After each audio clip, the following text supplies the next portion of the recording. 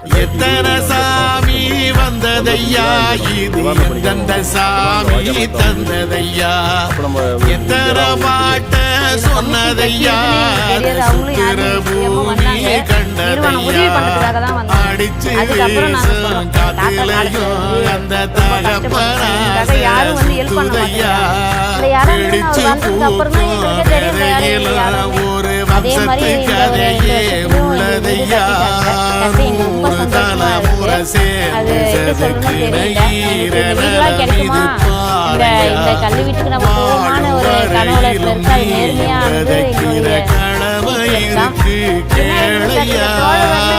கூடி விளக்காயேந்தி கிடந்த இருந்தது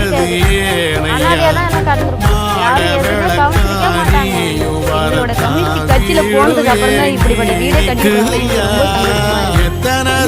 என்ன மகிழ்ச்சி அப்படின்னா, செங்கோடி இயக்கத்துக்கு என்ன மகிழ்ச்சின்னா, இப்படி ஒரு இடத்துல அவர்களை வீடு கட்டி உட்கார வைக்கிறது பெரிய மகிழ்ச்சி. அவங்களுக்கு ஒரு மிகப்பெரிய சந்தோஷம் மட்டும் கிடையாது, ஒரு எம்பவர் வந்திருக்கு அவங்க கிட்ட. நீங்க எங்க வேணாலும் உங்க உரிமையை கேட்கறதுக்கு எங்கேயும் தயங்காதீங்க. உங்க உரிமையை கேட்கும் போது அதுல எந்த பாதிப்பு வந்தாலும் மார்க்சிஸ்ட் கட்சி இங்க வாங்க, கட்சி அலுவலகத்துக்கு வாங்க, நாங்க உங்களோட நிற்போம் அப்படின்றது துணிச்சலை கொடுக்கணும். இந்த பகுதியில் இருக்கக்கூடிய அத்தனை பேரும் படித்தவர்களாக நல்ல வேலையில் இருப்பவர்களாக மாற வேண்டும் என்பதுதான் எங்களுடைய குறிக்கோளாக இருக்கு. கம்யூனிஸ்ட் கட்சி போராட்டம் கொத்தட்ட கிராமத்தை இன்னைக்கு செங்குடி நகரா மாத்தி இருக்கு. அதுக்கப்புறம் நாங்க கம்யூனிஸ்ட் கட்சி இந்த தோழர் வந்ததுக்கு அப்புறம் தான் எங்களுக்கு ஒரு தெகிர்த்தே கொடுத்ததுன்னா செங்கோடி தான்.